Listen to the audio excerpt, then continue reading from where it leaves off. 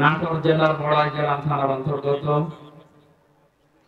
মনপির ঈদগাহ ময়দানে কোরআনে কারিমের তাফসীরুল কোরআন মাহফিলের সমাধান্য সভাপতি, যে আল্লাহ আমাদেরকে স্বাধীন বাংলাদেশে পরাধীন ছিলাম, আবার নতুন করে স্বাধীন হওয়ার একটা স্বাদ আমাদেরকে দেখালেন।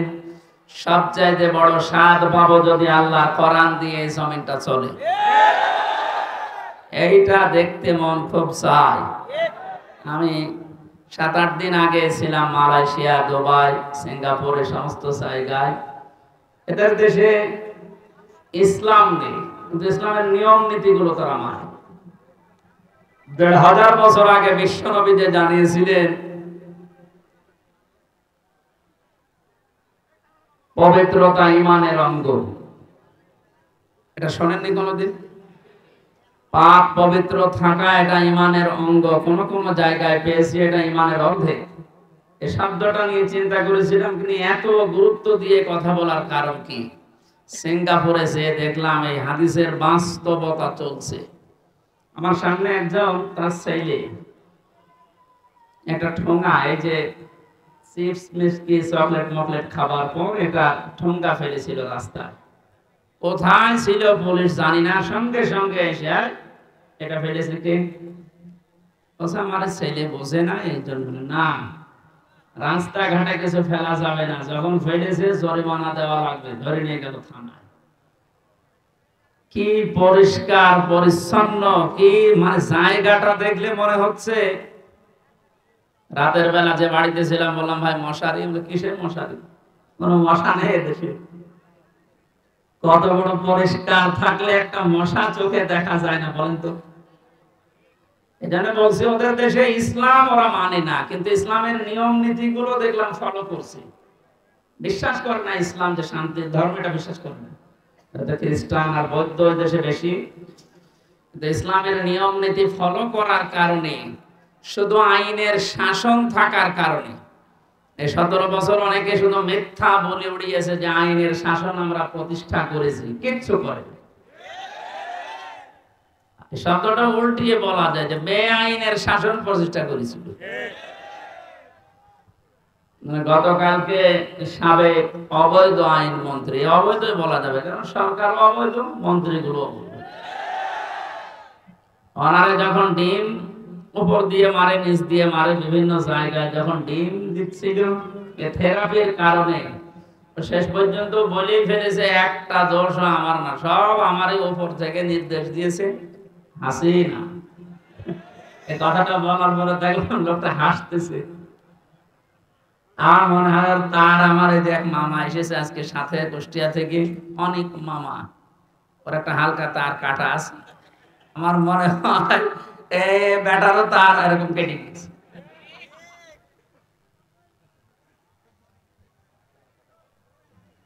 এখন যা যে জানে ধরছে, একটু কিছু দিলে সব ধরছে বর্তাছে আল্লাহ বলির উপরে। আর যেটা দরবেশ মানে কর্তা, এ দরবেশ যে এত খারাপ, দাড়ি কেটে নম হয়ে গেছে। পরে দেখলে পর্যন্ত শয়তান হাসে যে আল্লাহ তুমি আমার শয়তান বানিয়েছো, এটা তো আসল শয়তান ছিল। হোসেন মাওলানা বলছিল না 29,000, না ওটা 36,000। পদ্মা সেতু বানিয়েছে 32,000 টাকা খরচ করে। আর এই লোকটা শুধু বাইরের একটা ব্যাংকেই টাকা পড়ে আছে 36,000 কোটি টাকা। ওই টাকাগুলো ফেরত পেলে বাংলাদেশে আর একটা পদ্মা সেতু বানানো যাবে। মালয়েশিয়ায় দেখলাম এই যে পেনাং থেকে এই আর একটা শহরে যাবার সময় 2টা ব্রিজ পর পর, একটা মনে হয় 8 কিলোমিটার, একটা 17 কিলোমিটার। এই যে বিশাল বিশাল ব্রিজ তারা বানিয়েছে, বাংলাদেশেও সম্ভব, শুধু এই দরবেশদের টাকাগুলো বাইরে থেকে নিয়ে আসা দরকার। এই জন্য যারা দায়িত্বে আছেন আহ্বান জানাবো, এসব দরবেশ হোক আর ঘরবেশ হোক, এদেরকে এভাবে বিভিন্ন জায়গা দিয়ে ডিম যখন দিচ্ছে দে, কি বলবো, এগুলো নিয়ে এই টাকা পয়সা গুলো সব আমাদের দেশে নিয়ে আসেন, দেশ ইনশাল্লাহ দাঁড়িয়ে যাবে। আমরা পবিত্র পরিষ্কার পরিচ্ছন্ন হওয়ার কথা বলছিলাম। স্বাধীন দেশে যেহেতু এখন আছি, চর্মচোখে জ্ঞান 52 বছর 53 বছর তো আমার বয়স না, আমার বয়স 32 33 বছর। এখানে যারা আছে এরকম বহু বয়সের মানুষ আছে, এই মানুষগুলো সহ আমরা দেখেছি এই 52 বছর বিভিন্ন মানুষের দেশটা চালিয়েছে, কিন্তু কাঙ্ক্ষিত মানের শান্তি আমরা এখনো পাইনি। এখন শুধু বাকি আছে যে কোরআন দিয়ে চললে কেমন দেখা যায় এটা দেখতে বাকি আছে। এটা আমরা দেখতে চাই কিনা? যদি এমনি এমনি হবে, কথা শেষ করবে, এমনি এমনি শুধু দোয়া করে হবে? কাজ করা লাগবে না। সুতরাং কোরআন দিয়ে চালাবে যারা, এরকম মানুষগুলোকে আজ আমরা ওখানে পাঠাতে চাই আর দেখতে চাই চর্মচোখে। আল্লাহ আমাদেরকে তুমি একটু দেখার তৌফিক দাও যে জমিনটা কোরআন দিয়ে চলছে। দল মত নির্বিশেষে আমরা এই অনুষ্ঠানে ইবাদত মনে করে এসেছি। বলেন তো আলহামদুলিল্লাহ। তাআওয়ানু আলাল বিররি ওয়াত তাকওয়া ওয়া লা তাআওয়ানু আলাল ইসমি ওয়াল উদওয়ান। আল্লাহর ঘোষণা, এই পৃথিবীতে তোমরা ভালো কাজে, নেক কাজে একে অন্যকে সাহায্য করো, অন্যায় কাজ করবা না, অন্যায় কাজে সাহায্য সহযোগিতা করবা না।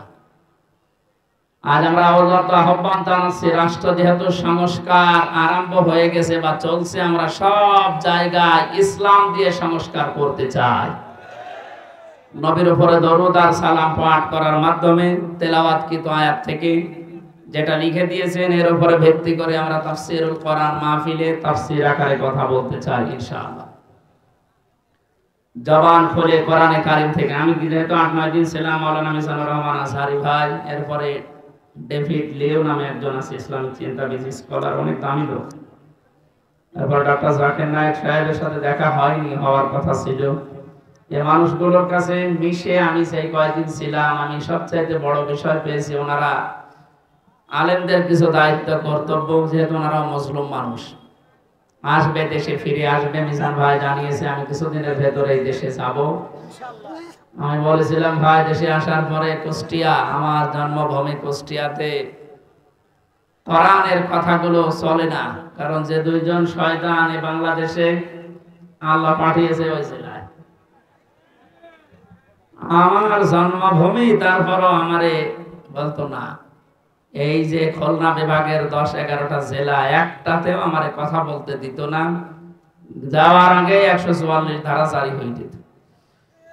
এখন যেহেতু সুযোগ এসেছে, ওনাকে বললাম আমার কুষ্টিয়া দিয়ে আপনি কোরআনের কথাগুলো আরম্ভ করবেন। উনি সময় দিতে চেয়েছি, দেখি দেশে আসুক ইনশাআল্লাহ। বাংলাদেশের প্রত্যেকটি জায়গা তখন আর জামাতের প্রোডাক্ট কেউ বলতে পারবে না।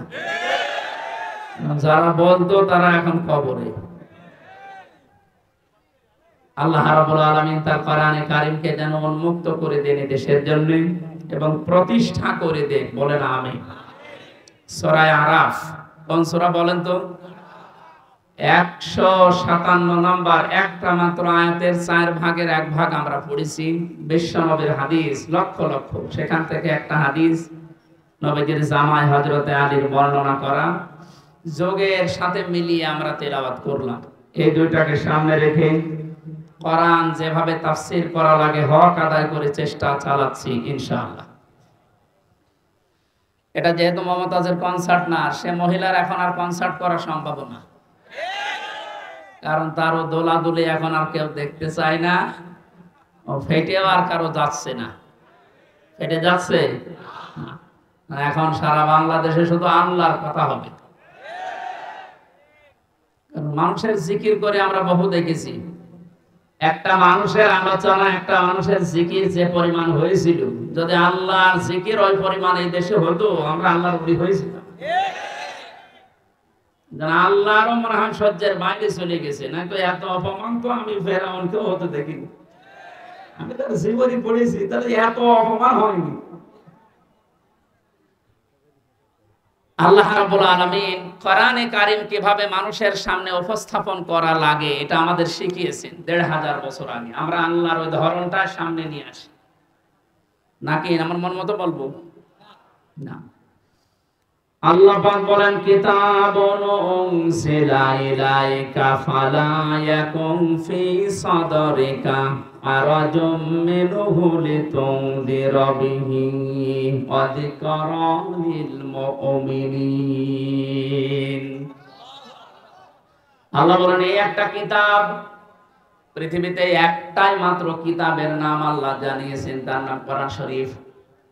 এখানে কবরে যাওয়ার পর মানুষকে যখন জিজ্ঞাসা করা হবে মার রব্বুকা, তোমার রব কে, লোকটা যদি বলে রব্বি আল্লাহ, আমার রব আল্লাহ, সঙ্গে সঙ্গে ফেরেশতারা জিজ্ঞাসা করবে মা দীনুকা, তোমার জীবন ব্যবস্থা কি।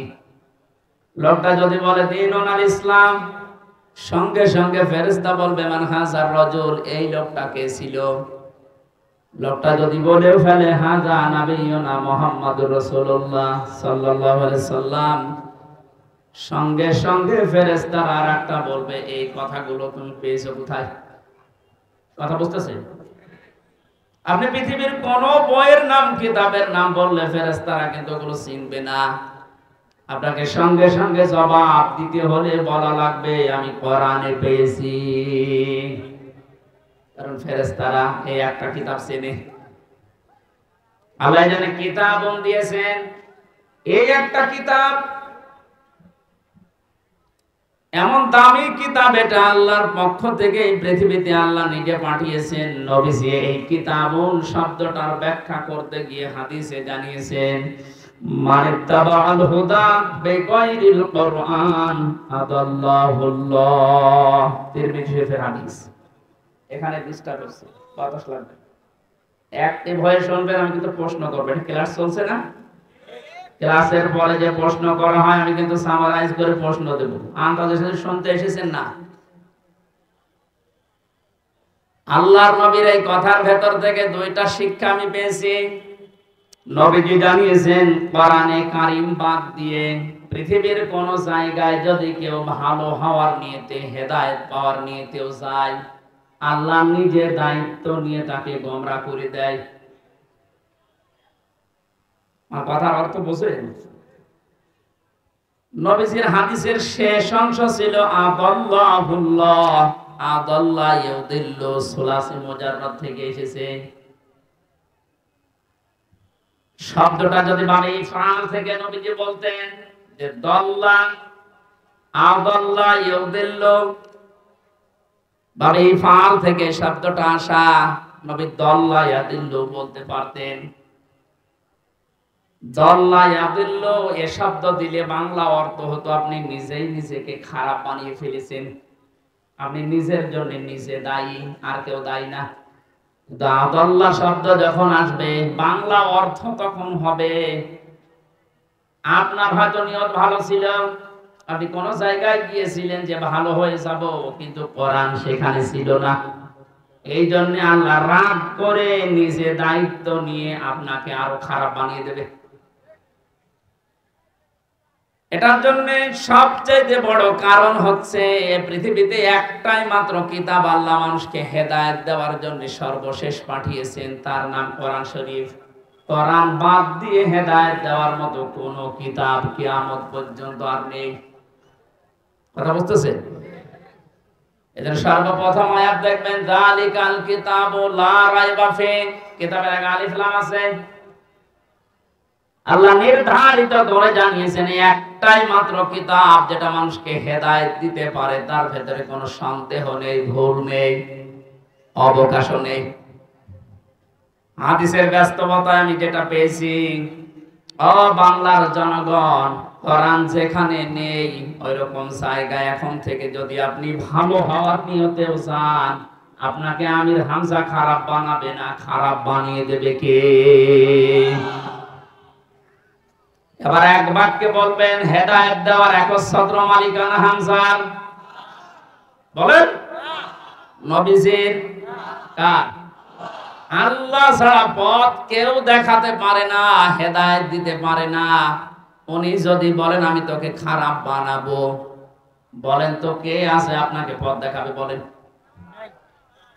এই জন্যে আমার শেষ কথা, ফাইনাল কথা এইটাই, আজকে থেকে সিদ্ধান্ত দৃঢ়ভাবে নেওয়া লাগবে। কোরআন যেখানে নেই সে যত বড় বাবার দরবার হোক, যত বড় রাজনৈতিক দল হোক, যেখানে কোরআন চলে না, কোরআনের কর্মসূচি নেই, আমি ওখানে যাব না। ওখানে যদি আমি ভালো হওয়ার নিয়তেও থাকি, তাহলে আমারে খারাপ বানিয়ে, গোমরা বানিয়ে জাহান্নামে পাঠাবে কে? আমার মনে হয় এই ওয়াজটা যদি আজ আমরা বাংলার 18 কোটি জনগণের ভেতরে 10 কোটি মানুষও মেনে নিতে পারি, এদেশে আমরা গোমরাহি থেকে মুক্ত হব। আল্লাহ রাব্বুল আলামিনের হেদায়েত আমাদের জন্য আম হয়ে যাবে। আশা করছি আপনি কথাটা মেনে নেবেন আপনার প্র্যাকটিক্যাল জীবনে, যে কোরআন যেখানে নেই ওই রকম দলে আমি আজকে থেকে আর নেই। এটা শুধু সামিয়ানার নিচ পর্যন্ত শেষ, বাইরে নিয়ে যাবেন তো? যেখানে কোরআন নেই, তাহলে যদি আপনি জানো ভালো হওয়ার নিয়ত আপনার ছিল, কিন্তু আপনাকে আল্লাহ ভালো রাখবে না।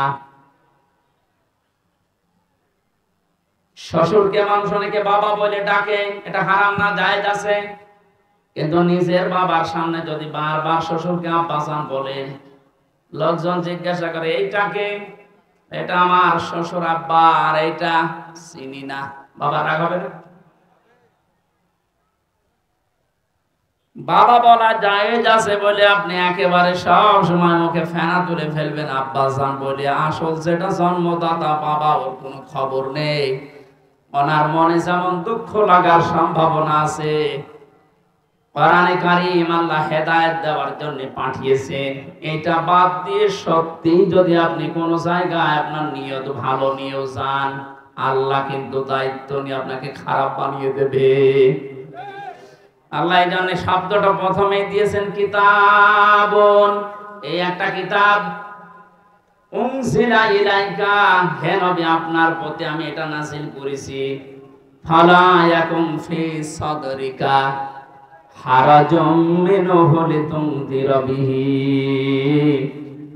এই কিতাব দিয়ে যখন ওয়াজ করবেন, এই কিতাব দিয়ে আপনার উম্মতদেরকে যখন সতর্ক করবেন, তখন আপনার মনের ভেতরে যেন কোনো সংকীর্ণতা না আসে। হারাজুন শব্দের ব্যাখ্যা পেয়েছি আমি তাফসীরে দুইটা, একটু খেয়াল করেন। এক নম্বরে কোরআনে কারীম দিয়ে যখন আপনি মানুষকে বোঝাবেন, তাফসীর করবেন, ব্যাখ্যা বিশ্লেষণ দিবেন, তখন আপনার মনের ভেতরে যেন এই ধারণা না আসে, না জানি অনেকের আবার মন খারাপ হয় কিনা। এরকম মানুষের দেশে ছিল না, কোরআন দিয়েই বলতো কিন্তু কেটে যেত, চেপে যেত, গোপন করতো, মনে মনে ভাবতো সব যদি কোরআনের কথা ওপেন ভাবে খোলাখুলি বলি, সবার মন পাওয়া যাবে না, অনেকে আমার উপর মন খারাপ করবে। এই জন্য নবীজিকে আল্লাহ প্রথমে এই শব্দ দিয়ে জানিয়েছেন, আপনি যখন কোরআন প্রচার করতে যাবেন, তখন আপনার মনের ভেতরে যেন কোনো সংকীর্ণতা কাজ না করে, যে কে কি বলল। দুই নম্বরে, আবহমান কাল থেকে অনেক নিয়ম নীতি ইসলাম মনে করে মানুষ পালন করে আসছে। আপনি যখন কোরআনে কারীমের কথাগুলো সঠিকভাবে তুলে ধরবেন, ওইগুলো টিকবে না, এমনি কেটে যাবে। তখন হয়তো অনেকের মন খারাপ হবে, আপনি সবার মন তো পাবেন না। এই জন্য আপনাকে বলছি, কে কি মনে করবে বলবে, কারো দিকে তাকাবেন না। আপনার মনও যেন ছোট না হয়, সংকীর্ণ না হয়। সঠিক কথাগুলো তুলে ধরার দায়িত্ব আপনার, আর হেদায়েত দেওয়ার দায়িত্ব আমি আল্লাহর। যিকরা লিল মুমিনিন, কোরআন শরীফ আমি আল্লাহ দিয়েছি মুমিনদের জন্য, এটা উপদেশ। এই আয়াতটা সামনে রেখে আজকে আমরা তেলাওয়াত কিন্তু আয়াতের তাফসীর করব ইনশাআল্লাহ। এবার বলি আমরা, আউযু বিল্লাহি মিনাশ শাইতানির রাজীম, বিসমিল্লাহির রহমানির রহিম। আল্লাযীনা ইয়াত্তাবিউনার রাসূলান নাবিয়্যাল উম্মিয়্যাল্লাযী ইয়াজিদুনাহু মাকতুবা। সাদাকাল্লাহু রাসূল। কোন সূরা বলেন তো? আরফ। আরফ মানে আরাফ মানে প্রাচীর। আরাফ মানে কি? বিভিন্ন অর্থ আছে। আরাফের অন্যতম অর্থ হচ্ছে আরাফ মানে প্রাচীর। কিয়ামতের দিন আল্লাহ জান্নাত জাহান্নামের মাঝে একটা প্রাচীর দাঁড় করাবে। কিছু মানুষকে আল্লাহ ওই জায়গায় বসাবে, জান্নাতেও দেবে না জাহান্নামেও দেবে না, ওখানে স্টিল তারা বসে থাকবে, দাঁড়িয়ে থাকবে। এই খেয়াল করে, এদিকে এত নড়াচড়া কি সমস্যা কি? এদিকে আসার দরকার নেই। দেখেন তো কি বলে, দেখেন না, আমি তো বলবো হয়েছে, ঠিক আছে না। আপনি যদি আমল করতে না পারেন তাহলে আসার দরকার নেই। নামকরণ বলছে, তাফসীর করার জন্য 13টা জিনিস সামনে রাখা লাগে। আমরা উসুলে তাফসীরের যে নিয়ম পড়েছি, এখানে কত আলেম বসে আছে দেখতে পাচ্ছেন না? নাকি ফাটা যায় একজনকে লাগিয়ে দেব? সাদা করলে কি ইবাদত থাকবে? এটা কষ্ট হচ্ছে গরমে আমাদের, তারপরও যেহেতু এটা ইবাদত, এই কারণে আমরা বসে আছি কিছু নেওয়ার জন্য, নাকি? আরাফ কি নাম বললাম? এটা একটা প্রাচীর, জান্নাত জাহান্নামের মাঝে আল্লাহ রাখবেন। নামকরণের ভেতরে আমি তাফসীরে তাবারি থেকে বলছি এটা। নবীজি বলেন সাহাবীরা, এখানে আল্লাহ যাদেরকে বসাবেন এদেরকে জান্নাতেও দেবে না জাহান্নামেও দেবে না, একেবারে স্টিল। প্রশ্ন করলেন সাহাবী, হে নবী, এদেরকে আল্লাহ জান্নাতে দিচ্ছে না কারণ কি? বিশ্বনবী জানিয়েছেন এই মানুষগুলোকে আল্লাহ জান্নাতে দেবে না, তার অন্যতম কারণ এরা মা বাবার সাথে খারাপ আচরণ করত। এরা নামাজ পড়েছে, রোজা রেখেছে, ভালো ভালো কাজের আঞ্জাম দুনিয়ায় দিয়েছে, দান সাদকা এদের সব ছিল, শুধু একটা বিষয় পারিবারিক জীবনে মা বাবার সাথে এদের ভালো ব্যবহার ছিল না। এজন্য কোরআনে কারিমে আল্লাহ জানিয়েছেন, ক্বাদা রাব্বুকা আল্লা তা'বুদু ইল্লা ইয়্যাহু ওয়া বিল ওয়ালিদাইনি ইহসানা। আমি আল্লাহ রায় দিয়েছি। রায় দিচ্ছেন কে? আমি আল্লাহ রায় দিয়েছি, ফয়সালা করেছি, সিদ্ধান্ত নিয়ে ফেলেছি যে আমি আল্লাহ ছাড়া কারো ইবাদত করা যাবে না, আর মা বাবা যাদের আছে তাদের সাথে ভালো ব্যবহার করা লাগবে। এই আয়াতের ভেতরে দুইটা বিষয় বেশি। কয়টা? এই যে আল্লাহর ইবাদত করা লাগবে, আল্লাহর আইন মানা লাগবে, কোনো প্রশ্ন করা যাবে? বলেন বলেন। আপনার বুঝে আসুক বা না আসুক, আল্লাহর আইন আল্লাহর ইবাদত মাস্ট বি। আপনাকে এই জন্য আল্লাহ বানিয়েছে। তাহলে আল্লাহর আইন মানা এটা ফরজ। আল্লাহর আইন মানা কি? আরো জোরে বলেন। মা বাবার আইন মানা কি? না, এই শোনেন, মাঝখানে ওয়া আল্লাহ দিয়েছেন, খেলা করার জন্য দিয়েছেন। ওয়াবিল ওয়ালিদাইনি ইহসানা। মা বাবার আইন মানা ফরজ না, মা বাবার সেবা করা ফরজ। মা বাবার পেছনে খরচ করা, তাদের সেবা শুশ্রূষা করা, এটা কিন্তু নফল না, মুস্তাহাব না, মুবাহ না। এটা আল্লাহর নামাজ যেমন পড়েন ঠিক ওই রকম ফরজ। এই মানুষগুলো এই কাজ করে না, এই জন্য আল্লাহ এই জায়গায় দাঁড় করিয়ে রেখেছেন। সাহাবী বলেন, হে নবী, এদেরকে আল্লাহ জাহান্নামে দেয় না কেন? তাহলে বিশ্ব নবী বলেন, সাহাবীরা এই মানুষগুলো দিন কায়েমের জন্য দুনিয়ায় আন্দোলন করেছে, চেষ্টা চালিয়েছে, এই কারণে জাহান্নামে দেয় না। তাহলে হাদিস থেকে বোঝা যায় দুনিয়ায় যারা দিন কায়েমের জন্য চেষ্টা চালাবে, সংগ্রাম করবে, মুজাহাদা করবে, এই মানুষগুলোর জন্য জাহান্নামের আগুন হারাম। আমরা জাহান্নামে যেতে চাই না, কারণ যারা আমরা ইসলাম এই পৃথিবীতে দাঁড় করানোর জন্য, কায়েম করার জন্য চেষ্টা চালিয়ে যাচ্ছি, খাদেম হিসাবে, কামলা হিসাবে, আমাদেরকে আল্লাহ জাহান্নামে দেবেন, আপনি বিশ্বাস করতে পারেন। তো পারিবারিক জীবনে যেন এমন কোন কাজ আমরা না করি যে না আমরা জান্নাতেও যেতে পারছি না। এখন একটা ছোট্ট প্রশ্ন এখানে আছে, আজ হাজার লক্ষ পরিবারে আমরা অনেকেই চেষ্টা করে যাচ্ছি যে পারিবারিক জীবনে আমরা শান্তি সুখে কাটাবো, যেন জাহান্নামে যাওয়া না লাগে মা বাবার সাথে আচরণ খারাপ করার কারণে। তো অনেক পরিবারে আমরা বাস্তবে দেখতে পাচ্ছি স্ত্রীর কারণে আর স্ত্রীর মা বাবার এই কুপরামর্শের কারণে অনেক সংসারে সন্তান মা বাবার সাথে ভালো আচরণ করতে পারছে না। সম্মানিতা মা বোন যারা বিভিন্ন জায়গায় বসে আছেন, শুধু নামাজ পড়া আর পর্দা করা ইবাদত না, মানুষের সাথে মুআমালাত মুআশারাত পারিবারিক জীবনে নিজের নিকট আত্মীয় স্বজনের সাথে ভালো ব্যবহার করা ইবাদত। এটা হাজারো পরিবারে নেই। এজন্য অনেক মানুষ ইসলাম সঠিকভাবে মানতেও পারছে না। বাস্তবতায় সে দান, সাদকা, নামাজ, রোজা, হজ, যাকাত বহু কিছু করছে।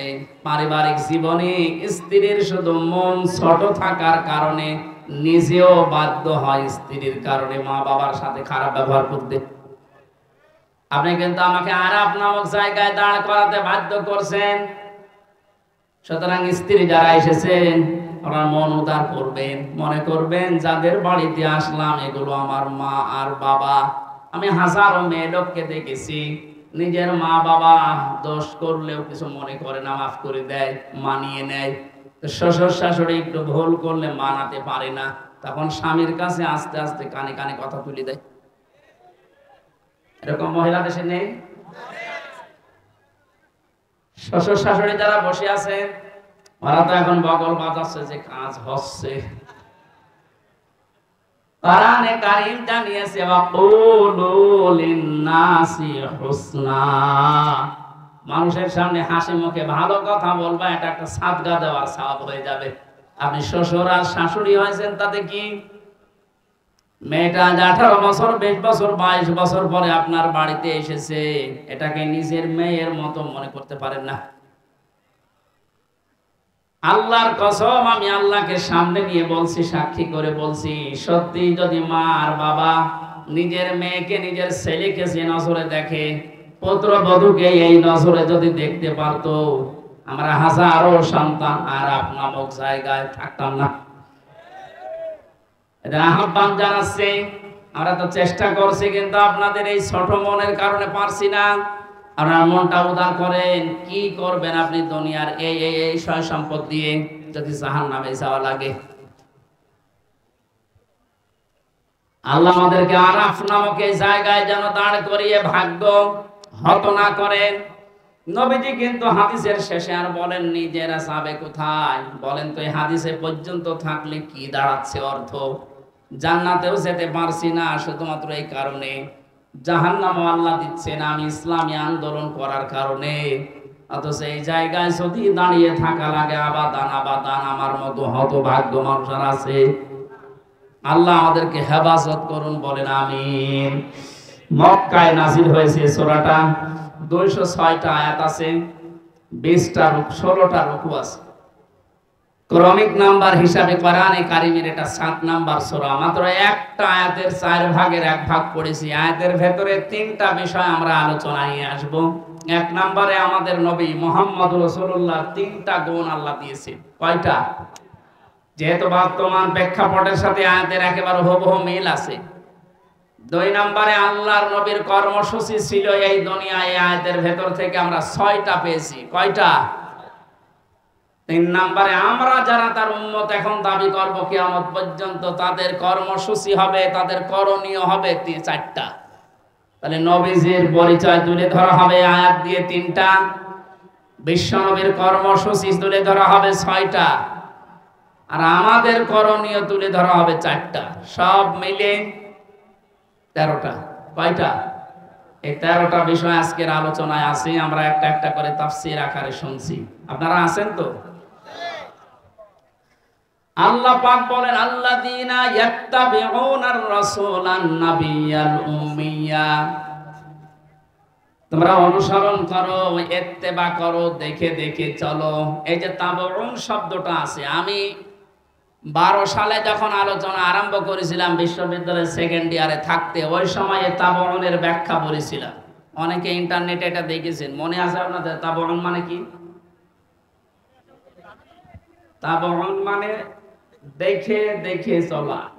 আপনার সামনে একটা মানুষ হেঁটে যাচ্ছে, কিভাবে কিভাবে পা লাগায়, কোথায় হাত নাড়ায়, মাজা দোলায়, কিভাবে তাকায়, একেবারে ওইভাবে হুবহু ওই জায়গায় পা ফেলে হাত নাড়িয়ে মাজা দলিয়ে চলার নাম তাবউন। আল্লাহ পাক এখানে ইত্তেবা দিয়েছেন।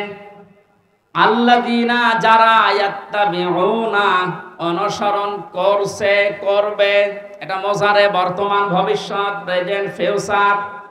কার অনুসরণ করছে করবে? রাসূলান নাবিয়্যাল উম্মিয়া, বিশ্বনবীর পরিচয় আল্লাহ এখানে দিয়েছেন তিনটা।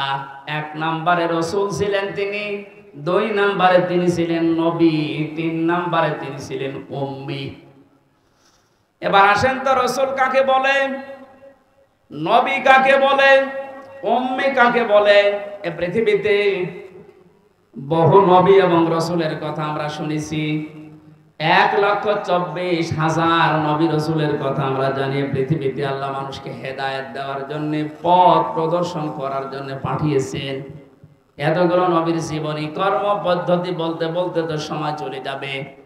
আমি গুরুত্বপূর্ণ কয়েকটা নবীর জীবনী থেকে বলছি। যত নবীকে আল্লাহ দুনিয়ায় দাওয়াতি কাজ করতে পাঠিয়েছিলেন, সবচাইতে বেশি কষ্ট সহ্য করেছিলেন হযরতে মুহাম্মদুর রাসূলুল্লাহ। এনার পরে যার নামের তালিকা পাওয়া যায় তিনি হযরতে ইব্রাহিম আলাইহিস সালাম। এনার পরে যার নামের তালিকা আছে হযরতে নূহ আলাইহিস সালাম। এনার পরে যাদের নামের তালিকা আছে সিরিয়াল হিসাবে, আল্লাহ পাক কোরআনে কারিমে জানিয়েছেন, শারআ লাকুম মিনাদ-দীনি মা ওয়াসসা বিহি নূহা ওয়াল্লাযী আওহায়না ইলাইকা। আমি নির্ধারিত করে দিলাম, লিখে দিলাম, নির্ধারণ করে দিলাম, আমি আল্লাহ সই স্বাক্ষর করে দলিল করে দিলাম তোমাদের জন্যে।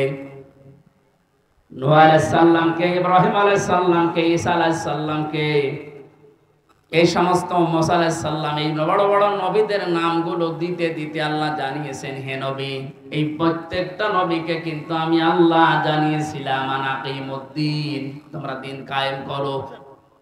আপনাকেও আমি ওহী করলাম ঠিক ওইভাবে, ওয়াহাইনা ইলাইকা, আপনার প্রতি আমার একই ওহী, আন আকিমুদ্দিন, আপনি দিন কায়েম করেন জমিনে, ওয়ালা তাতাফাররাকু ফি, এ বিষয়ে কোনো ফতোয়াবাজি করবেন না। সময় কিন্তু এসে গেছে এখন এই দেশে ঠিক ওই রকম।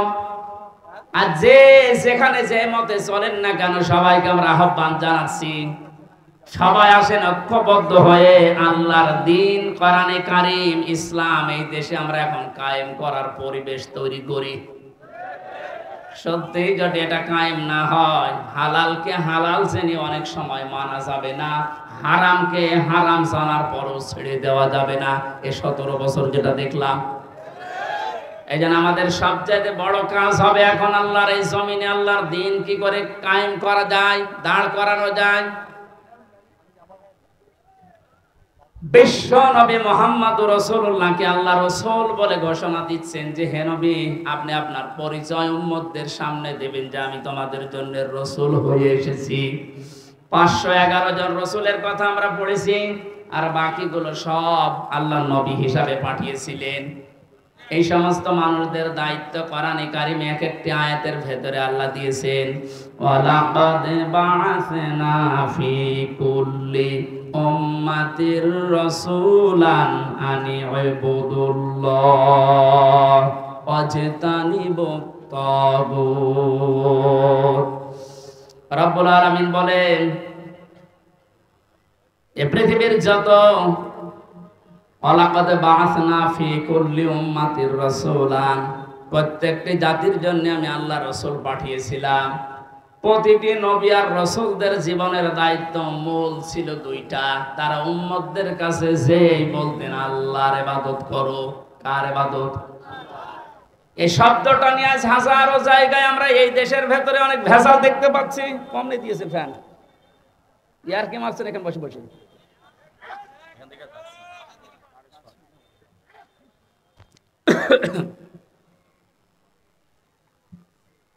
এই যে ইবাদত, এই শব্দটা ব্যাপক অর্থবোধক একটা শব্দ।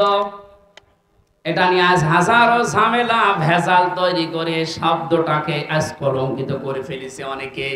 এই জন্য সতর্ক হওয়ার সময়, সংস্কারের সময় যখন চলছে, আমরা এখন সতর্ক এবং সংস্কার এই মন নিয়ে আমরা ইবাদত করব। আমার ইবাদতের ভেতরে যেন কোনো ভেজাল না আসে। গাড়ি গাড়ি ইবাদত করা লাগবে, কোরআনে আল্লাহ এমন দেয়নি। ইবাদত করো, আখলিস দীনাকা ইয়াকফিকাল আমালুল কলিল। তোমার ঈমানটা যদি খাঁটি হয়, কাজকর্ম আমল যদি কম হয়, আমার আল্লাহ মাফ করে দেবে। আমাদের অনেকের কাজ কারবার দরবেশ বাবার মতো গাড়ি গাড়ি দেখতে পাচ্ছি। ওর একটা বক্তব্য শুনেছিলাম কয়েকদিন আগে, ও বলেছে কোরআনেও সমস্যা আছে।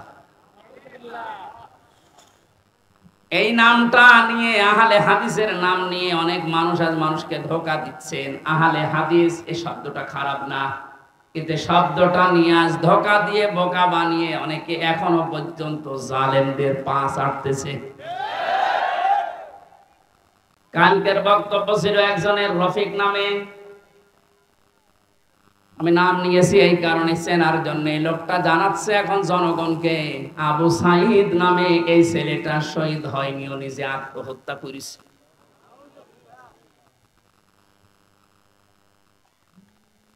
বিশ্বনবী কোরআন হাদিসের ভেতরে তিনি স্পষ্টভাবে জানিয়েছেন, কেউ যদি দেওয়াল চাপা পড়ে মারা যায় সে শহীদের মর্যাদা পায়, পানিতে ডুবে মারা যায় শহীদের মর্যাদা পায়।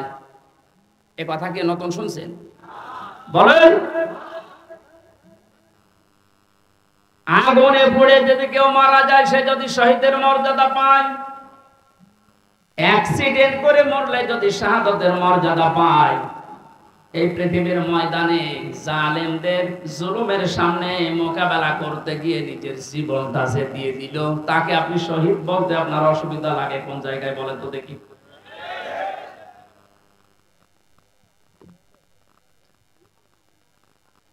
এবার আমাদের দুইটা নোটিশ বলছে, যেহেতু এই শব্দটা শুনি আজ 2 দিন ধরে অনেক জালেমের দোসর যারা, তারা এখনো পর্যন্ত অপপ্রচার চালাচ্ছে এদের বিরুদ্ধে, এই জন্য এই দুইটা নোটিশ বলছি।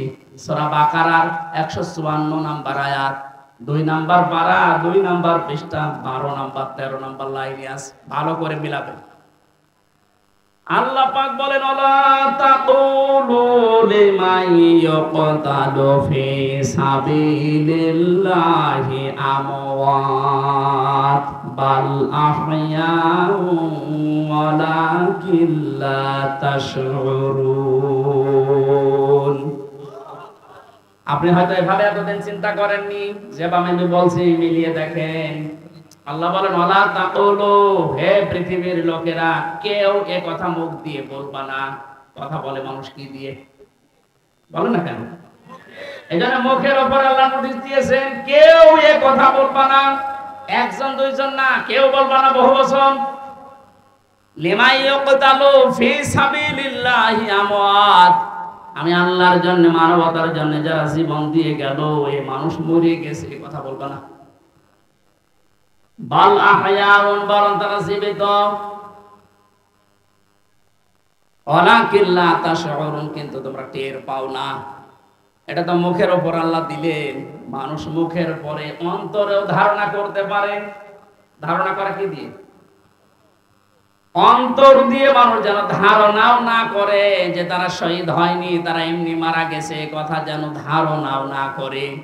সূরা আলে ইমরান 4 নাম্বার পারার 11 নাম্বার পৃষ্ঠা 9 নাম্বার লাইনের 159 নাম্বার আয়াতে আল্লাহ 69 নাম্বার আয়াতে আল্লাহ জানিয়েছেন, ওয়ালা তাহসাবান্নাল্লাযীনা কুতিলু ফি সাবিলিল্লাহি আমওয়াতা বাল আহইয়াউন ইনদা রাব্বিহিম ইরযাকুন।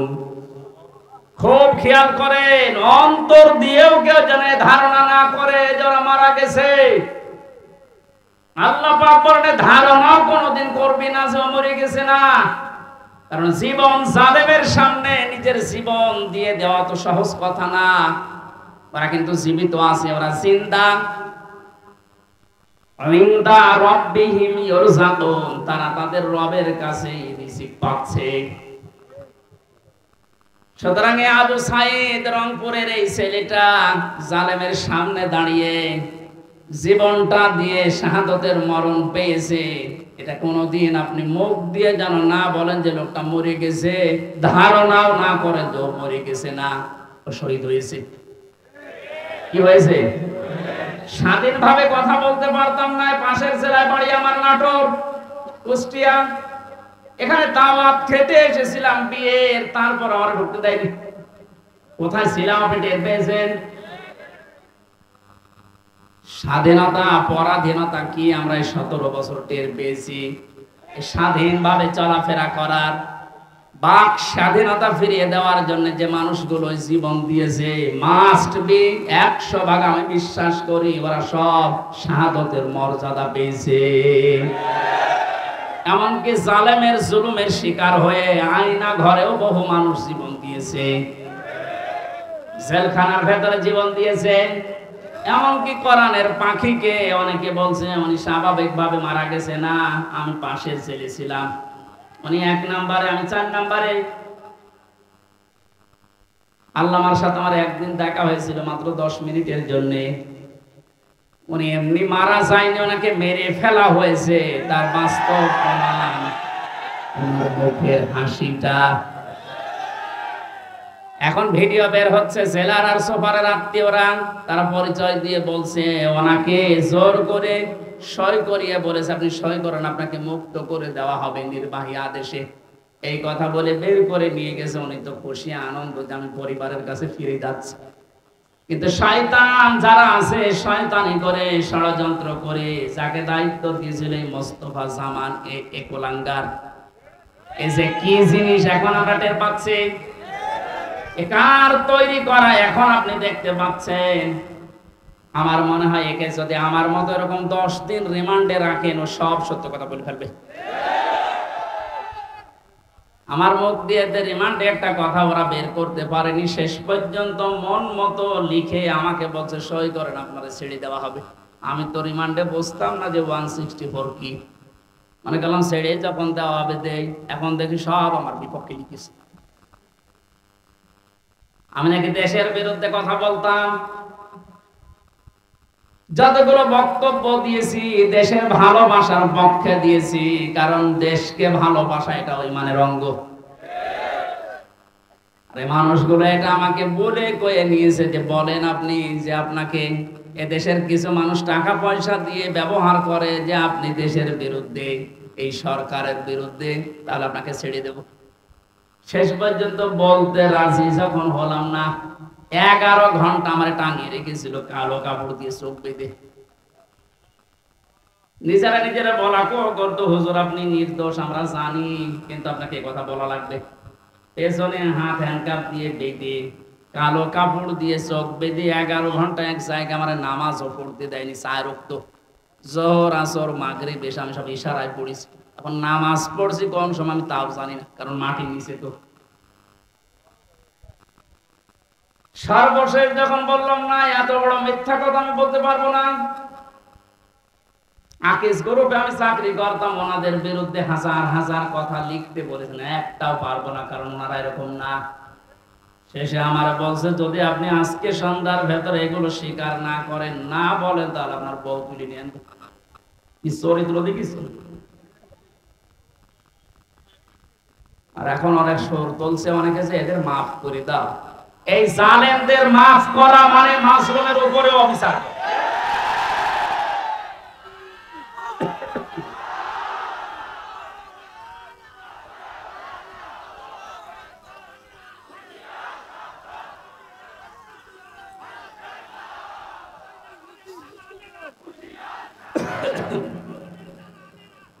আমার ভাইরা, আপনি আমান আজমের জীবন ফিরিয়ে দিতে পারবেন? ব্যারিস্টার আরমানের স্ত্রীর কাছে আপনি কি জবাব দেবেন বলেন? কোথায় পৌঁছিয়েছেন তার জীবনটা? কি ট্যালেন্টেড সন্তান ছিল মীর কাসেম আলীর। আমি জেলখানায় থাকতে কারারক্ষী এসে আমার কুতুবউদ্দিনের বাড়ি, রাজবাড়ি, রাত 12টার পরে যখন ডিউটি হয়েছে এসে বলছো হুজুর একটা গোপন কথা বলি, কাউকে যেন বললেন না এখানে, তাহলে আমার সমস্যা হবে। কি হয়েছে বলে, আমি যেদিন দায়িত্বে ছিলাম মীর কাসেম আলীর, যেদিন ফাঁসি হবে লোকটাকে যেয়ে বললাম স্যার আর সময় নেই, মাত্র 3 ঘন্টা আছে, আপনি প্রস্তুতি নেন। উনি আমারে বলছে, ভাই কারারক্ষী এখনো তো সময় 3 ঘন্টা আছে, আমি 2 ঘন্টা ঘুমাই, তুমি আমারে ডেকে দিও। আল্লাহর কসম, আমি আল্লাহকে সামনে নিয়ে বলছে, ও যা যা বলেছে একটাও মিথ্যা কথা না, সবগুলোই এইভাবেই বলেছিল। যে আমি পাহারা দিতে গিয়ে দেখলাম লোকটা ঘুমিয়ে গেল। 2 ঘন্টা পর ওনারে ডাকলাম, ঠিক ঘুম থেকে উঠলো, গোসল করে ওযু করে শেষে নামাজটা শেষ করে একটা চা বানিয়ে বলছে, নেন। বললাম, স্যার আমি চা খাবো না। আপনার কিছুক্ষণ পরে বলে, জানি আমি, আর মাত্র 15 মিনিট আছে। জল্লাদ শাহজাহান এসে গেছে, ডাক দিয়ে নিয়ে যাচ্ছে, বলেন চলেন। উনি আমারে বলছিল, ভাই আমির হামজা, আপনাকে আমি বলি, আমিও তো মানুষ, উনিও মানুষ, মাত্র 3 ঘন্টা জলের পর ফাঁসি, তার 2 ঘন্টা ঘুম আসলো কি করে? এই লোকটার সন্তান ব্যারিস্টার আরমান, উনি কিন্তু ওই সময় জানে যাদের ছেলে গুম হয়ে আছে, মরে গেছে না বেঁচে আছে তাও জানে না। বাংলাদেশ না, বিশ্বের ভেতরে যদি আমার মনে হয় 100 জন মানুষ থাকে যে মানুষকে কর্মসংস্থান তৈরি করে দেয়, তার ভেতরে মীর কাসেম একজন। কত কিছু দুনিয়ায় তার ছড়িয়ে আছে, আপনি হিসাব করতে পারেন কি? হামজার মতো সে, তার স্ত্রী সন্তান কোথায় আছে সে কিচ্ছু জানে না। এই কঠিন মুহূর্তে তার নিজের হাজারো যারা অনুসারী, তার সহকর্মী যারা, হাজার হাজার মানুষ পালিয়ে বেড়াচ্ছে, জেলখানায় আছে, আটক আছে, মরে গেছে, সব কিছু তার কাছে সংবাদ আসতেছে। এমন কঠিন সময়ও লোকটা 2 ঘন্টা ঘুমিয়েছে। এমনি ঘুম আসবে না, অবশ্যই আমার আল্লাহ তাকে সূরা হামিম সিজদার 30 নাম্বার আয়াত ফেরেশতা দিয়ে শুনিয়েছে। কোরআনে কারীম জানিয়েছে, ইন্নাল্লাযীনা ক্বালু রাব্বুনাল্লাহু সুম্মা ইসতাকামু তাতানাজ্জালু আলাইহিমুল মালাইকা আল্লা তাখাফু ওয়া লা তাহজানু ওয়া আবশিরু বিল জান্নাতিল্লাতী কুনতুম তুআদুন। আল্লাহ পাক বলেন, যারা এই কথা বলে যে আল্লাহ তুমি আমাদের রব, আমি ঠিকই আছি এই কথার উপরে, আল্লাহর সঙ্গে সঙ্গে তার বিপদে আপদে পড়লে ফেরেশতা নাজিল করবে। এই জন্য তাতানাজ্জালু দিয়েছেন আল্লাহ, 1 জন 2 জন পাঠায় না, মালাইকা বহু বছর হাজারো ফেরেশতা তার জন্য আল্লাহ পাঠিয়ে সান্ত্বনা দেয়। আল্লাহ তাখাফু ওয়া লা তাহজানু, কোনো ভয় নেই, কোনো চিন্তা নেই। ওয়া আবশিরু বিল জান্নাহ, ওই জান্নাতের সুসংবাদ গ্রহণ করো, আল্লাতী কুনতুম তুআদুন, যার ওয়াদা আল্লাহ করেছে। আমার মনে হয় ঠিক মীর কাসেম আলী শহীদ, উনি আল্লাহর ফেরেশতাদের দ্বারা শুনতে পেয়েছিলেন, সন্তান ব্যারিস্টার আরমানের জন্য চিন্তা নেই, হাজার হাজার সহকর্মীর জন্য চিন্তা নেই, ওগুলো আল্লাহ সব দেখবে, তুমি জান্নাতে প্রবেশ করো। তাছাড়া আর কি করে ঘুম এসেছে আমার তো বিশ্বাস হয় না, আমিও তো ছিলাম, আমার তো ঘুম আসতো না। রাতের পরে রাত আমি বিনা ঘুমে কাটিয়েছি। ঘুম আসে না, কি করবো? 2-3টা ঘুমের বড়ি খেয়েও ঘুম আসে না। অথচ লোকটার 2 ঘন্টা 2.5 ঘন্টা পরে ফাঁসি, আর বলছে আমি 2 ঘন্টা ঘুমিয়ে নেই। আপনি কি যা তা মনে করেন এটা? এই লোকটার সন্তান ব্যারিস্টার আরমান 8টা বছর তার স্ত্রী জানতো না যে লোকটা মেসে আছে না মারা গেছে। গতকালকে তিনি একটা ভিডিওতে বলছিল, আমি আমার পরিবারের আশা ছেড়ে দিয়েছিলাম, কারণ খাবার দিত পচা খাবার, অধিকাংশ সময় আমার রোজা রেখে কাটানো লাগতো। এই 8 বছরে আমার মনে হয় সে প্রায় 8 বছরই রোজা ছিল।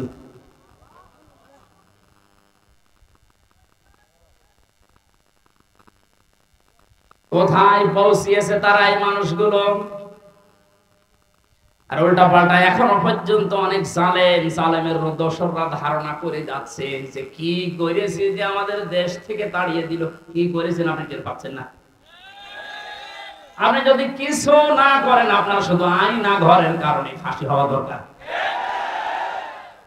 মানবতার সাথে যেটা কত বড় মারাত্মক অপরাধ, আপনি টের পাচ্ছেন না এখনো? যারা ছিল তাদেরকে একটু জিজ্ঞাসা করেন। ব্যারিস্টার ব্রিগেডিয়ার আমান আজমি ভাই শেষ পর্যন্ত এই কান্না জড়িত কণ্ঠে বলেছে যে আমি সূর্যের আলো কি এই 10-12 বছর দেখি নাই। এদিকে 1.5 হাত, ওদিকে 1.5 হাত। আমার যে মাটির নিচে ছিলাম ওখানে তাও তো এদিকে 3.5 হাত, এদিকে 2.5 হাত ছিল, আর ওনারটা আরো ছোট। এরপরও জালেমদের পক্ষে আপনি সাফাই গান, জালেমদের পক্ষে কথা বলেন। আপনি মানুষ, আপনারও বিবেক মরে গেছে। মজলুম অবস্থায় এখনো আছি, এখনো পর্যন্ত অসুস্থ, আমার শরীর এখনো স্বাভাবিক হয়নি, এখনো মুসাফির অবস্থায় আছি। দোয়া করছে আল্লাহ কিয়ামতের আগে কোন জালেম যেন এই দেশে আর ফিরে আসতে না পারে। আমরা যারা আছি এই দেশে এখন, আমাদের আলেমদের উচিত হবে নবীরা, রাসূলরা তাদের যে পরিচয়গুলো আল্লাহ তুলে ধরেছিলেন, নবীর কাজ কি, রাসূলের কাজ কি, এই পরিচয়গুলো আমরা এখন জনগণের সামনে তুলে ধরবো। তাদের কর্মসূচি 6টা। কয়টা? আইহাল্লু লাহুমুত তাজ্জিবাত, তারা হালাল করত পবিত্র জিনিস। আজ বাংলাদেশে হালাল করা লাগবে পবিত্র জিনিসগুলো, আর হারাম করত তারা অবৈধ জিনিসগুলো। বাংলাদেশে এখন প্রত্যেকটা সেক্টরে এখনো পর্যন্ত হারাম জিনিস জিয়ে রাখা হয়েছে। এই এদিকে তাকান, যারা দায়িত্বে আছেন, অন্তর্বর্তীকালীন সরকার থেকে শুরু করে যারা এখন দায়িত্বে আছেন, এই মুহূর্তে আপনাদের সিদ্ধান্ত নেওয়া লাগবে এই জালেমদের সহযোগী যতগুলো ছিল প্রত্যেককেই ইমিডিয়েটলি এখনই ওদেরকে বহিষ্কার করা লাগবে। এটা সংস্কার যেহেতু চলছে, নবীদের কর্মসূচি 6টা ছিল, তার 2য় নম্বর এটা হালালকে হালাল বলে বৈধ জায়গায় দিয়ে দেন। এই 17 বছর যারা বৈধ চাকরিতে উন্নতি পায়নি তাদের কাজ উন্নতির ওই জায়গায় দেওয়া লাগবে, আর যারা অবৈধ ভাবে আন্দাজে চেয়ারের পর চেয়ার পেয়েছে তাদেরকে নিচে নামানো লাগবে। ইসলামী ব্যাংক থেকে শুরু করে বাংলাদেশের যত ব্যাংকিং ব্যবস্থা, বিচার ব্যবস্থা, প্রশাসন, ব্যবসা, প্রত্যেকটি দিক আর বিভাগে যেহেতু সংস্কার আরম্ভ হয়েছে, এই সংস্কার ইমিডিয়েটলি কয়েকদিনের ভেতরেই করা লাগবে। এখনো পর্যন্ত এই হারামখোর যারা, এদের এই অভ্যাস এখনো যাবে না। বলেন না হুজুর দোয়া করেন। নূহ নবীর চাই থেকে আমি বড় হয়ে গেছি। নূহ নবী দোয়া করেছিলেন না? কি বলেছিলেন? লা তাদারা আলাল আরদি মিনাল কাফিরিনা তাজ্জারা ইন্নাকা ইন তাদারহুম ইউদিল্লু ইবাদাকা ওয়া লা ইয়ালিদু ইল্লা ফাজিরান কাফারা। আল্লাহ বহু চেষ্টা করেছে এদের পেছনে, 950 বছর দাওয়াত দিয়েছি। এদের যে চরিত্র, এদের আন্ডা বাচ্চা পর্যন্ত যেন জমিনে একটাও না থাকে, কারণ যেটা থাকবে ওর পেট থেকে যেটা আসবে ওইটা হবে হারাম। এজন্য জুলুমের পুনরাবৃত্তি আমরা আর দেখতে চাই না। এটা মারাত্মক একটা অপরাধ, সবচাইতে বড় অপরাধ এই গুম। এটা মানুষকে আপনি মেরে ফেলতে পারতেন, সংবাদ দিতেন যে লোকটা মারা গেছে। দেলাওয়ার ভাইয়ের সন্তানের সাথে নাটোরে যা করেছে, আপনি কি জবাব দেবেন বলেন তো? মেরে লোকটাকে ঘরের ভেতরে আপনি আটকিয়ে রাখলেন, পরের দিন জানতে পেরেছে জনগণ, এটাও মোবাইল ট্যাগ করে যে অমুক জায়গায় মরে পড়ে আছে। এই বিশ্বাসঘাতক এই জালেমকে যদি এখন নাটোরবাসী মাফ করে দেয়, যে কি জবাব দেবেন আপনি আল্লাহর কাছে আর দেলাওয়ারের কাছে? বলেন, আপনার ছেলেটা যদি হয়তো আপনি টের পেতেন। আমি একটু টের পেয়েছি, তাই আমার মুখ দিয়ে বরদোয়া চলে আসে। আমার মেয়েটা আমাকে আজ পর্যন্ত চেনে না। 3টা বছর আমার যোগাযোগ বিচ্ছিন্ন রেখে দিয়েছিল শয়তান। 9 মাস রেখে গিয়েছিলাম, এখনো তো বয়স 4 বছর। আমার এখনো পর্যন্ত আমার কাছেও আসে না, আমার ডাকেও না, আমার কাছে আসে না। কারণ মনে করো বিভিন্ন হুজুর আসতো, ওই রকম একদম। আমি জেলখানা থেকে যেদিন বের হয়ে বাড়িতে গেলাম, আমার বলল হুজুর আমাদের বাড়ি চলো। আপনি হাসতেছেন, আমার মনের ভেতরে কত দুঃখ জানি। আমার নিজের মেয়ে আমার চেনে না। যে জালেমদের কারণে, জুলুমের শিকার হওয়ার কারণে ওদেরকেও যেন ওদের বংশধর না আছে, মাফ করে দেন। মাপ আপনি এই জায়গায় থাকলে আপনার মুখ দিয়ে মাপ বের হতো। কিসের মাপ? সংস্কার যখন চলছে, নবীদের কর্মসূচি 6টা, এই 6টার ভেতরে 1 নম্বরে এইটা যে হালাল জিনিসকে হালাল জায়গায় নিয়ে এসে বৈধতা দান করেন। সুতরাং এই মুহূর্তে বাংলাদেশের সবচাইতে বড় কাজ হবে, যারা এতদিন পর্যন্ত জুলুমের শিকার হয়ে ওই জায়গায় যেতে পারেনি, ব্যাংকিং ব্যবস্থা বলেন, বিচার ব্যবস্থা বলেন, প্রশাসন বলেন, ব্যবসা বলেন, আজ ওদেরকে ওই জায়গাগুলোয় পৌঁছে দেওয়া লাগবে। আর হারাম কাজ যেগুলো হারাম হিসাবে হারাম ঘোষণা দেওয়া লাগবে। হারাম এ দেশে নেই, এই কথা বলেন না কেন? বহু অবৈধ জিনিস অলরেডি বন্ধ হয়ে গেছে, সামনে আরো বন্ধ হবে ইনশাআল্লাহ। কোরআনে কারীম থেকে আবার বলছে, আল্লাহ রাব্বুল আলামিন জানিয়েছেন, হে পৃথিবীর মানুষেরা, 3 নাম্বার নবীদের কাজ ছিল সৎ কাজে আদেশ করবে, তারা অসৎ কাজে বাধা দেবে। আজ বাংলাদেশ জামাতে ইসলামীর সর্বোচ্চ দায়িত্বে যিনি আছেন ডাক্তার শফিকুর রহমানের দিকে আপনি তাকান।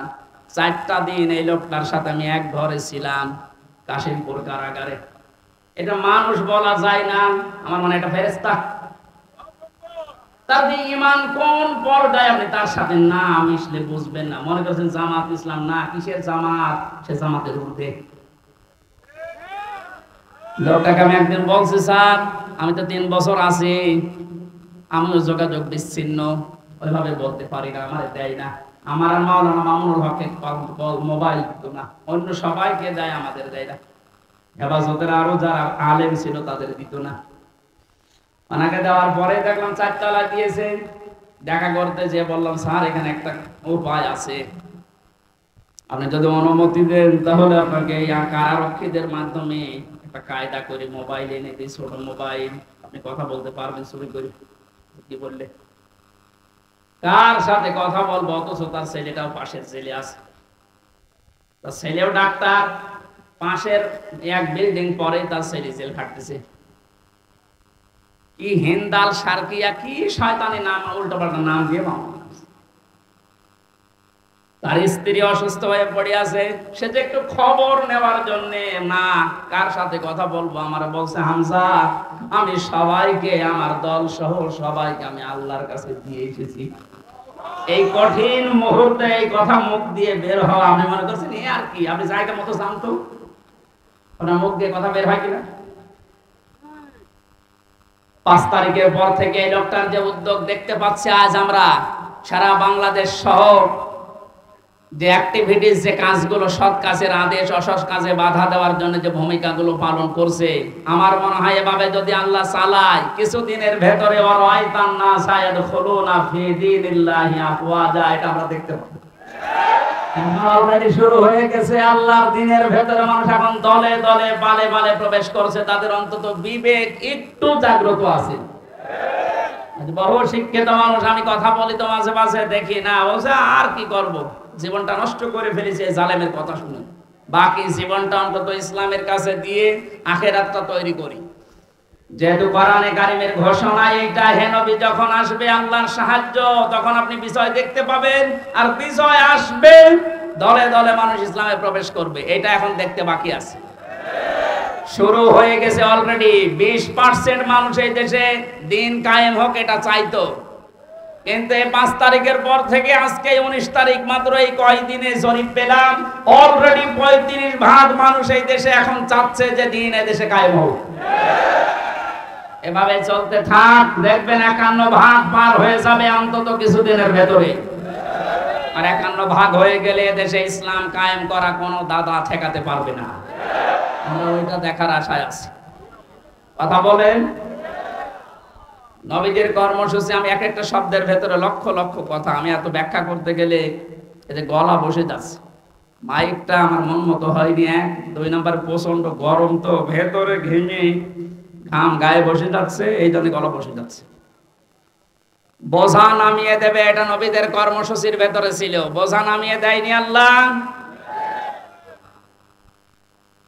এরপরে ছিল বন্দিত্ব অপসারণ করা। বন্দিত্ব অপসারণও চলছে আজ।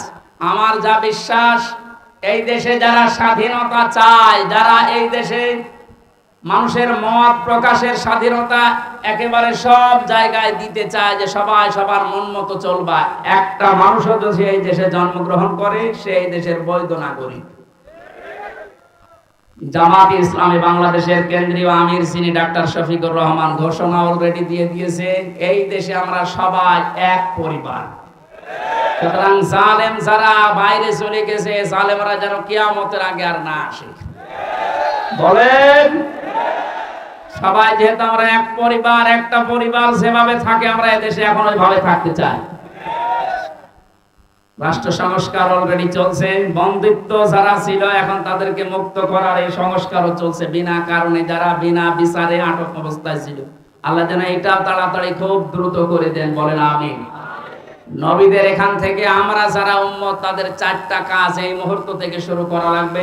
1 নম্বরে আল্লাযিনা আমানু, যারা ঈমান আনার দরকার আমাদের এখন। ঈমান এখন বলেন আমার ঈমান নেই মানে আমি মুসলমানের ঘরের সন্তান, আমার বাবা ঈমানদার, দাদা ঈমানদার, আমি ঈমানদার না। ঈমানদারের প্রকাশ হচ্ছে আল্লাহর কোরআনে যে নিয়ম নীতিগুলো আছে ওইগুলো বাস্তব বিশ্বাস করে দেখানো। এটা এখন দেখাতে পারবো না ইনশাআল্লাহ। কোনো কিছু নেই সামনে। যে জালেমদের কাছে 14 বার অনুমতি নেওয়া লাগতো, ওই জালেমরা এখন অনুমতি নিয়ে পা ফেলবে ইনশাআল্লাহ সামনে। গতকালকে গিয়েছিলাম ফরিদপুরে, মাসখানেক আগেও ছিল আমার মাহফিল ওই গ্রামে, অথচ জালেমদের 14 জায়গায় অনুমতি নিয়ে আমার উঠতে দেয়, বলে না ওনারা বাদ দিয়ে। অথচ গতকালকে যাওয়ার পরে সভাপতি আমার বলছে, হুজুর যে জালেমগুলো বাধা দিয়েছিল ওরা এখন বলছে হুজুরকে এবারে এনে দিন। দিন পাল্টে অলরেডি গেছে। এদিন বদল যখন শুরু হয়েছে, সংস্কার চলছে। যেখানে যেখানে জুলুম অত্যাচার, ছাত্র ভাইরা যারা আছে ঐক্যবদ্ধ হয়ে এই জুলুমের অবসান ঘটানোই লাগবে ইনশাআল্লাহ। বহু ব্রিজ এই দেশে আছে যেখানে ফেরেশতারা মনে টোল নিত। আমার কুষ্টিয়ার এই যে মেহেদি রমি ব্রিজের যে টোল, এক শয়তান নাকি আদায় করতো। 5 তারিখে স্বাধীন হওয়ার পরে বিকালে ওটা উড়িয়ে দিয়েছে, এখন সবাই খুশি। এরকম বহু জায়গায় অবৈধভাবে যারা টোল তুলতো, এই টোল গুলো যেন সব ভেঙ্গে গড়িয়ে মাটির সাথে মিশিয়ে দেওয়া হয়। আমাদের ঈমান তাহলে 2 নম্বরে নবীদেরকে সাহায্য করা। নবী যেহেতু নেই, নবীর উত্তরাধিকারী এখন যারা, নবীর অনুসারী এখন যারা কাজকর্ম চালাচ্ছে ইসলাম এই দেশে নিয়ে আসার জন্য, তাদের সাহায্য করা আমাদের কর্মসূচির ভেতরে নিয়ে আসতে হবে। আমি এটা বানিয়ে বলছি। সূরা আরাফের 157 নম্বর আয়াত আপনি বাড়ি যেয়ে তাফসীর আকারে পড়েন, এইটা পাবেন। 3 নম্বরে তাদের সাহাচর্যে যাওয়া লাগবে। সুতরাং আজ যারা এই দেশে একামতে দ্বীনের দায়িত্ব পালন করছে, আপনি তাদের সাহাচর্যে যান, দেখেন তাদের অ্যাক্টিভিটিস, তাদের কর্ম, তাদের চরিত্র কি, এগুলো দেখে যদি আপনার ভালো লাগে আপনি তাদের সাহায্য করেন। 4 নম্বরে তাদের সাহায্য শুধু করবেন না, এদের উপরে যে নূর আল্লাহ নাজিল করেছেন নবীদের উপরে, এই নূর মানে কোরআন শরীফ, এই নূরের বাস্তবায়ন যেন হয়। এই নূর দেখে দেখে সামনে আমাদের পথ চলা লাগবে। আল্লাহ এই 13টা জিনিস আমাদের জীবনে যেন এনে দেন। বলেন আমিন। আমি আমার এই ছোট্ট ঈমান থেকে এবং ছোট্ট জীবন থেকে যেটা দেখলাম, বাংলাদেশে যারা একামতে দ্বীনের দায়িত্ব পালন করছে এবং সামনে করবে, আমি গ্যারান্টি দিতে পারি এই মানুষগুলোর ভেতরে যদি 4 আনা দুর্নীতি কোনোদিন পান, তাহলে আপনি সঙ্গে সঙ্গে আস্তাগফিরুল্লাহ বলে মুখ ফিরিয়ে চলে আসবেন। আমার বিশ্বাস, আমি যা পেয়েছি, যা দেখেছি, 4 আনা দুর্নীতি এদের ভেতরে পাবেন না। এজন্য অনেক নাস্তিক পর্যন্ত আজ বলতে বাধ্য হচ্ছে, এরা যদি 5টা বছর চালাতে পারে এই দেশে শান্তি কাকে বলে আপনি দেখতে পাবেন। আল্লাহ তুমি তোমার কোরআনে কারীম এই দেশে কায়েম করে দাও, এটা আমরা দেখতে চাই। আল্লাহুম্মা আমিন। লা ইলাহা ইল্লা আনতা সুবহানাক ইন্নী কুনতু মিনাজ জালিমিন।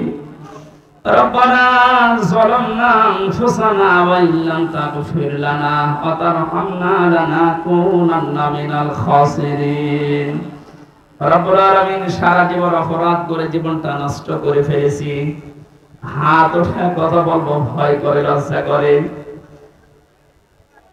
যেহেতু তুমি স্বাধীনতা আমাদের এনে দিয়েছো, এই দেশটা তুমি মুক্ত ভাবে কথা বলার পরিবেশ দিয়েছো, আল্লাহ তাআলা তোমার আইনগুলো এই দেশে মুক্ত করে দাও।